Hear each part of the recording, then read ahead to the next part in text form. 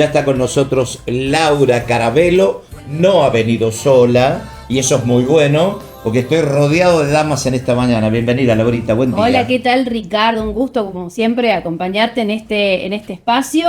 Y sí, estamos haciendo una previa, estamos con la doctora en Historia, estamos hablando de Silvana Frau. ¿Qué tal, Silvana? ¿Qué tal? ¿Cómo estás? Bueno, un gusto tenerte el Día de la Bandera para hacer un poquito el cronograma de lo que significa el día de hoy, un 20 de junio, ¿no? Sí, la verdad que para los argentinos y los americanos, porque es parte de un proceso americano, diríamos, es muy importante. Bueno, hagamos un repaso y para el oyente que está del otro lado, el televidente, que sepa por qué hoy es el Día de la Bandera. Muchos obviamente ya lo tienen sobreentendido, pero me gustaría que hagamos un repaso. Quizás hay algún niño a través de la pantalla y bueno, vamos a informar y hacer un cronograma. Bueno, la idea es charlar esto no solamente para los chicos que hoy están muy movilizados, sobre todo los chicos de cuarto grado, sí, que hacen toda una ceremonia a la bandera, sino también, bueno, para todos los argentinos, que lo que significa este 20, que en realidad no es el día de la creación de la bandera, sino que es el día estamos conmemorando el fallecimiento de Belgrano, que es el creador de la bandera. Claro, en 1920. Sí. El fallecimiento... 1820. Perdón, sí, 1820. Claro, porque después se reconoció el Día de la Bandera, por eso hacía alusión. En 1938. En 1938. Si uno tiene que mirar así, digamos, desde el punto de vista de las fechas, para inducir justamente toda esta vida de Belgrano, él formó parte de una familia con muchos hermanos, pero se formó fuera del país, ¿cierto? Del país, de ese momento, en el Virreinato de la Plata. Claro. La verdad que es muy interesante analizar la vida de Belgrano porque en su vida vemos un proceso histórico. Porque él nace en 1770, cuando todavía el Río de la Plata pertenece al Virreinato del Perú. Ni siquiera está creado el Virreinato del Río de la Plata. Entonces, bueno, él muy pequeño, su papá es comerciante, que eso también es importante tenerlo en cuenta. Él no viene de una familia de hacendados, como puede ser, por ejemplo, Saavedra, que es un contemporáneo, sino de comerciantes. Y es hijo de un comerciante italiano, que el comercio lo lleva a Cádiz y, bueno, allí es... Y desde Cádiz llega a Buenos Aires como un punto importante del comercio. Del puerto de Cádiz de España, a Buenos Aires. Hijo de una familia entonces en principio de inmigrantes y... su papá. La mamá no. Su mamá es criolla del Virreinato de Río de la Plata. 11 hermanos tuvo. Algunos dicen 12, otros 16, pero sí, Belgrano era uno de los mayores, diría. Claro. Y la verdad que todos, sobre todo las mujeres Belgrano, estuvieron muy bien casadas. Eso nos habla de una familia muy bien acomodada dentro de la familia. Hermanos y sobrinos pertenecientes al clérigo. Así que bueno, es importante eso para ver en qué lugar de la sociedad se encontraba la familia Belgrano. Y además pone en valor, Laura, el concepto de que de todos nuestros próceres, de los más importantes, Manuel Belgrano era, digamos, el más católico de todos. Sí, exactamente. Bueno, eso es interesante tenerlo en cuenta porque si bien es propio de la época, pero la formación de Belgrano es muy cercana a lo religioso. Ha sido formado en escuelas religiosas y bueno, sus primeros estudios fueron aquí en el Virreinato del Río de la Plata. Y después su formación con edad de superior, 16 años, 15 años. Sí, más o menos 19. 19 años. Ya él está en la Universidad de Salamanca. Salamanca, en España. Que lo que implicaba, ¿no? Irse del país en ese momento, sabiendo cuáles eran las vías de transporte que se tenían y que no había cómo comunicarse, digo, un gran valor, con tan solo 19 años. No sé si se había ido acompañado con algunos de sus familiares o se había ido solo. Una hermana ya vivía allá porque era casada con una persona importante en Madrid, vivía en Madrid, así que... él se forma universitariamente con las leyes, digamos, más que las leyes, con los ideales de la Revolución Francesa, una cosa así. Mira, lo que pasa que por ahí nosotros estudiamos la Revolución Francesa como un hito del proceso de la incorporación de las ideas liberales dentro de los sistemas monárquicos de la época. Pero en realidad ya hay un proceso anterior que nos compete a nosotros porque estamos dentro de la colonia española, que son las reformas borbónicas, y esas reformas borbónicas ya incorporan un montón de conceptos liberales.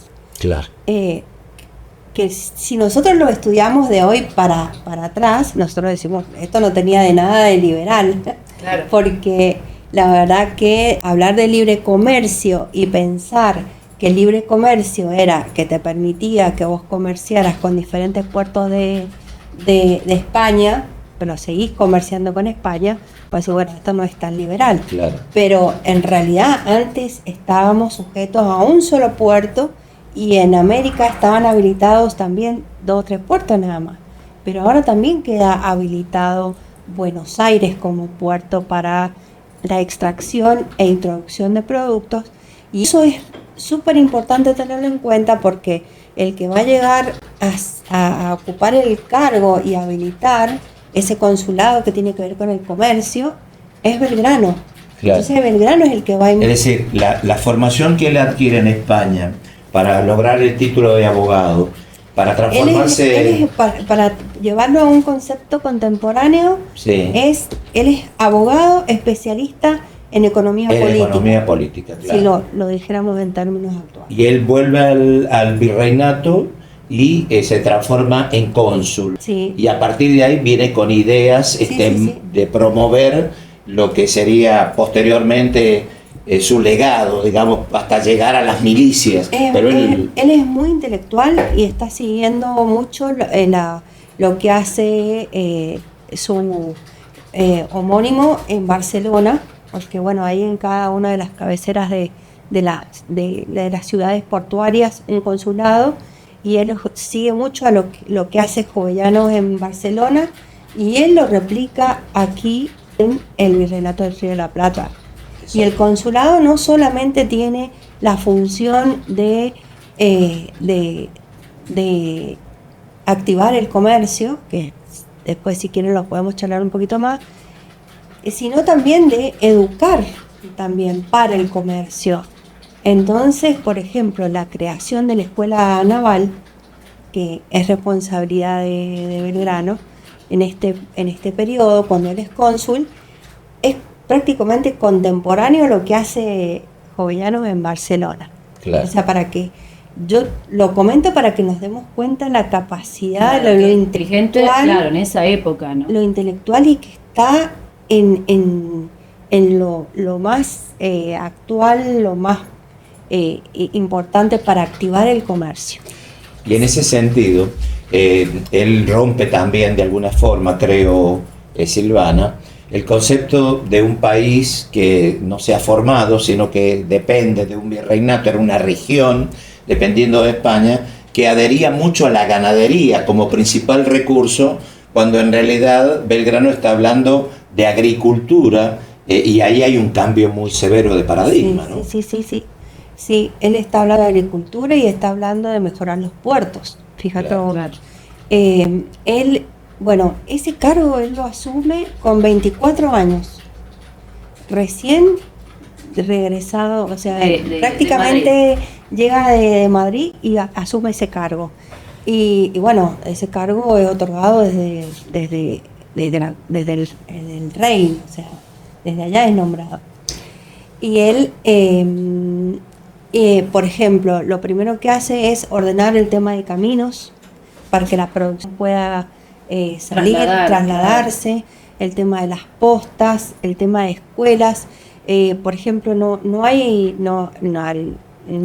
acá las universidades, las carreras universitarias estaban muy focalizadas hacia la jurisprudencia.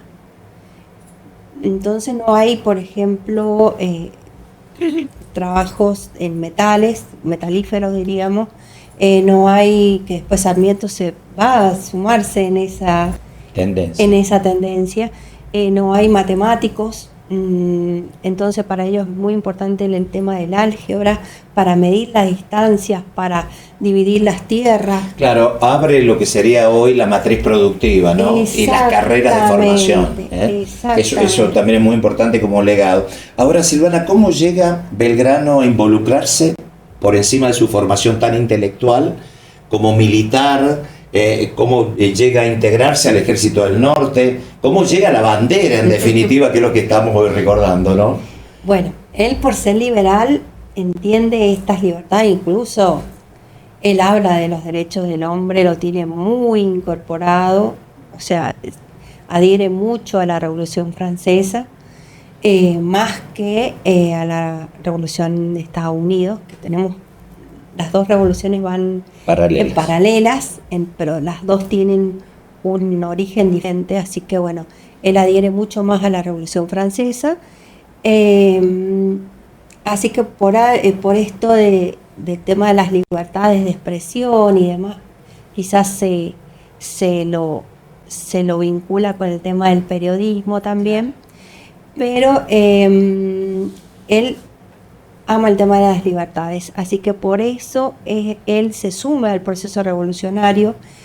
Dentro de ese proceso revolucionario nosotros tenemos hombres que están más cercanos al tema de llegar a una autonomía frente al avance de los franceses sobre España, ser autónomos hasta que el rey vuelva a ser libre, porque estaba prisionero por Napoleón. Y hay otro grupo de hombres que ya están pensando en una independencia. Claro. Él, en realidad, su bautismo, podríamos decir, como incorporándose a la actividad militar, es con las invasiones inglesas. Le encargan de alguna manera que pueda controlar. Y él como parte del gobierno, porque es cónsul, claro, como parte del gobierno, él lo tiene que hacer. Combatir y conducir ese tema. Hay un tema que, para que entendamos que él entiende que es viable la posibilidad de ser un país independiente y sostenerse. Él conoce el país, lo que después va a ser el país, ¿no es cierto? Todo lo que es el territorio del Virreinato del Río de la Plata, lo conoce muy bien porque dentro del consulado él elabora todo un informe de la realidad económica de cada una de las gobernaciones e intendencias. Claro. Bien, Cuyo para mí, con Santiago de Chile, el norte con el Virreinato de Perú. Cuyo ya estaba ya era parte del Virreinato, ya no dependíamos de Chile. Pero por ejemplo, acá, para que vamos viendo cómo se va conformando este grupo de hombres que apoyan la independencia, desde acá de San Juan, el representante de San Juan frente a Belgrano, en este momento, cuando se analiza para 1809, es Ignacio de la Rosa. Claro. Ignacio de la Rosa es el que lleva el informe y es el responsable de representar a los hacendados de San Juan frente a Belgrano. Así que ¿cómo se va todo concatenando en función de hombres que tenían una visión más allá de lograr independencia, pero a partir también de una idea económica de un país rico que necesitaba por regiones tratar de abrazar la causa libertadora que luego se iba a transformar con San Martín en una causa nacional, digamos? Nacional. Sí. San Martín todavía para 1810 todavía no llega al Virreinato del Río de la Plata, bueno, después el Río de las Provincias Unidas, pero ya Belgrano se suma inmediatamente a la primera junta y bueno, es responsable de llevar la noticia de lo que la determinación de esta primera junta a Paraguay. ¿Hay antecedentes de que haya estado en San Juan? No. No. Siempre ha presidido, sobre todo, Buenos Aires, ¿no? A donde muere, ¿no? Él ha circulado mucho por el norte, por el litoral, también ha circulado mucho por esa zona fronteriza. Sí. Y su familia, porque algunos aducen que obviamente vivió en alguna región del norte de manera temporal, pero en Tucumán es donde nace su hija. Bueno, él tiene, sí. Él tiene 2 hijos. Su hija que nace ya un año antes que él muera, que es su hija reconocida, ¿verdad? Sí nace en Tucumán. Y su primer hijo nace en Rosario. En Rosario.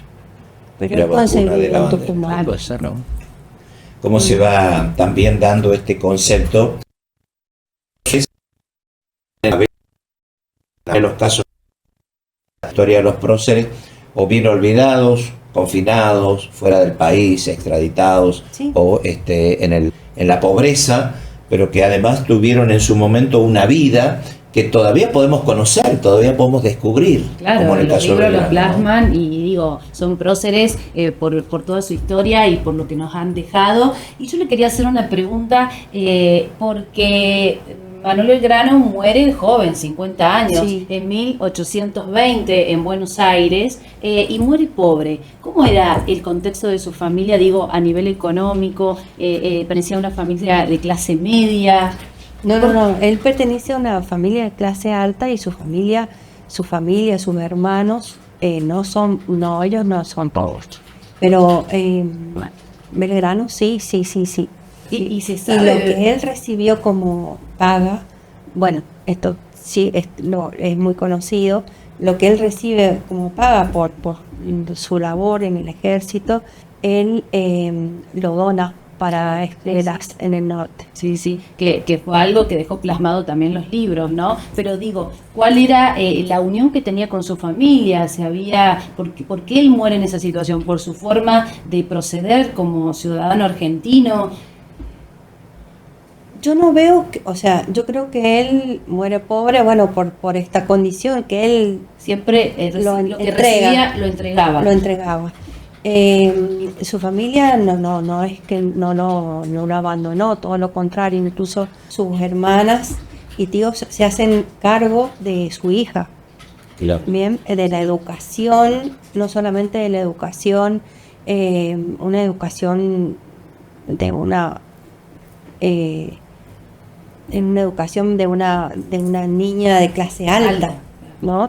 Y también sus tíos le heredan propiedades a esto que su papá no pudo hacer porque había quedado en la pobreza, sus tíos la contienen y sí le heredan. En ese sentido, quiero consultarle sobre dónde descansan sus restos. Todavía permanecen en el convento Santo Domingo. A pocos metros donde él nació, ¿no? Sí, porque por rara coincidencia. Sí, era parte, entiendo que era parte de la propiedad de los Belgrano. Sí. Estamos hablando, repito, de una historia que tiene tantas facetas que en definitiva nos lleva a valorar a aquellos hombres que no son solamente un ícono para recordar una vez, sino también para tratar de repasar. Yo estaba leyendo, por ejemplo, algunas de las determinaciones económicas, porque él se oponía a ese concepto de un país ganadero, sino que pensaba en la industrialización, claro, en las manufacturas, sí, por eso los puertos, por eso la apertura, por eso la idea de que el país se pudiera desarrollar por regiones. Y uno lo analiza hoy a la luz de las ideas políticas, claro, y dice, y es tremendo, ¿cuánta visión tenía?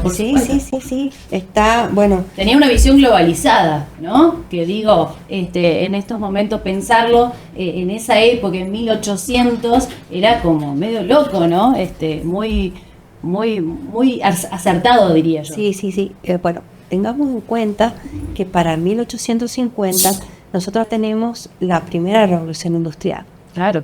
Entonces estaba muy cercano a su muerte. Entonces ahí estamos, él está viendo lo que está pasando en Inglaterra, con la revolución industrial que comienza en 1750 empieza, bueno, y ahí va avanzando el tema del ferrocarril y todo lo demás, y él ve la diferencia que hay entre la propuesta liberal capitalista que propone Inglaterra y la fisiocracia, el concepto de que la riqueza del Estado se encuentra en la tierra. La diferencia que hay. Esa es la raíz de su, digamos, identidad economista, la fisiocracia. La fisiocracia es lo que plantean desde la metrópoli, pero él está diciendo, no, miremos qué está pasando en Inglaterra. Claro. Acá está pasando otra cosa. Tenemos que darle importancia a la industrialización, ¿bien? Y que le da el valor agregado. Él lo ve a todo eso. Que está pasando al mismo tiempo. Claro, o sea, porque nosotros ahora, son movimientos universales. Nosotros, bueno, ahora es como si nosotros estuviésemos charlando de la IA. Claro, ahora viene la revolución de la inteligencia artificial, ¿no? Que eso es lo que charlamos. La revolución industrial marcó un antes y un después, y hoy creo que va a quedar también plasmado en los libros de historia esta nueva revolución, ¿no? Sí, tal cual. Es como decir, pero mirá qué está pasando en China con la inteligencia artificial. Ya se pueden ver, veía imágenes de perros robots en Córdoba, por ejemplo, paseando a la gente. Algo que uno nunca se lo hubiese imaginado más que en una película de ciencia ficción, ¿no? Sí. Es recorrer, bueno, los movimientos, es establecer vínculos, es poner en valor a estos prohombres. Finalmente, cuéntenos la anécdota o el hecho de la bandera en las barrancas del río Paraná. ¿Eso está absolutamente comprobable? Sí, por supuesto. Además, esto es muy marca un momento bien conflictivo, porque crear una bandera, él ya había creado el escarapela. Claro, con esos en colores. 1812. Pero no es lo mismo, claro, no es lo mismo. Lo crea en el símbolo. En el mismo año, diría.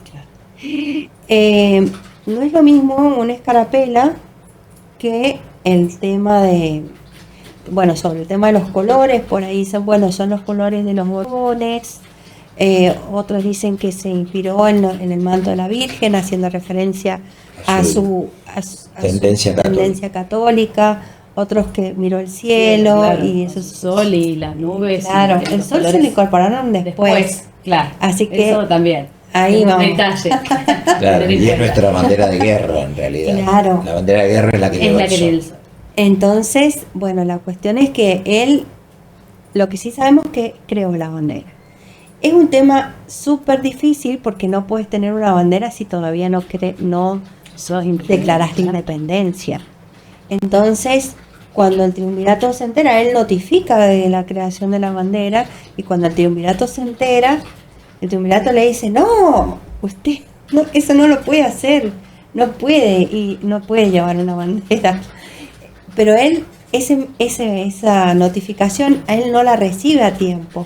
Entonces él parte desde el Río de la Plata, parte hacia el norte, porque en ese momento a él lo han nombrado al frente del Ejército del Norte, porque la verdad que el norte argentino es el frente de resistencia más fuerte que tenía el Río de la Plata en general. Claro. Así que él partió con la bandera, él llega con la bandera allá, todavía sin... Sometiendo una orden, ¿no? Pero él no lo hizo, no es que lo defienda al pobre Belgrano, pero él en realidad se notifica de esto, que le había la orden de Rivadavia, justamente, que estaba al frente del triunvirato.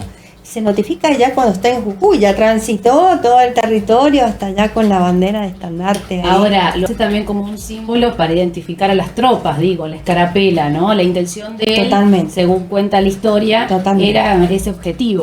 Ese objetivo, el sentido de pertenencia de la tropa. Claro. De la tropa. Incluso cuando él llega a Jujuy, las autoridades de Cabildo que lo reciben la bandera,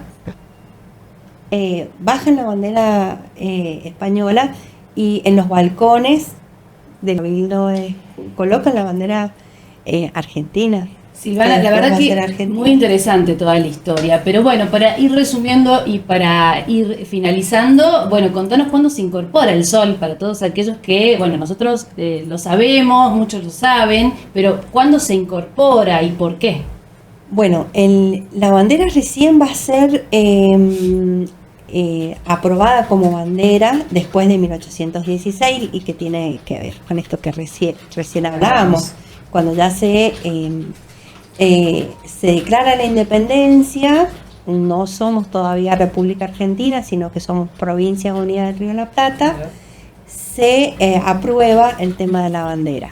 Después, en el 18, recién se le incorpora el sol, que bueno, que es un sol que tiene una característica especial, que es el sol Inca. Bueno, que también se asocia mucho al sol que tiene nuestra bandera ciudadana. Claro, sí. Entonces, bueno, ese sol se incorpora posterior de la aprobación de la bandera. Después, durante mucho tiempo, nuestra bandera ha tenido diferentes detalles hasta que se ha definido. Bueno, hemos transitado por muchos problemas, procesos políticos y diferencias de unitarios y federales, así que hay momentos de la historia donde hemos tenido una franjita roja en nuestra bandera, simbolizando el Partido Federal, hasta que en 1938 ya definitivamente nuestra bandera es la que tenemos, con este sol Inca, y y celebrando el día de hoy la adopción de la bandera, conmemorando a Belgrano. Queremos agradecerte, Silvana, por esta entrevista y por toda la información. Hoy, 20 de junio, Día de la Bandera. Muchas gracias. Un placer. Muy bien, la doctora Silvana Frau con nosotros, que ha sido presentada por Estudio Jurídico Juárez. Y abogados, sucesiones, posesiones, escrituración de vivienda, accidentes de tránsito, defensa penal, cuota alimentaria, Estudio Jurídico Juárez y asociados. Estamos en la calle 9 de Julio 510 Este, en Ciudad de San Juan. Podés comunicarte a nuestras redes y si no, hacelo a través de WhatsApp al 2644 18 24 98. Vamos a una pausa, ya seguimos haciendo Jorge por la mañana.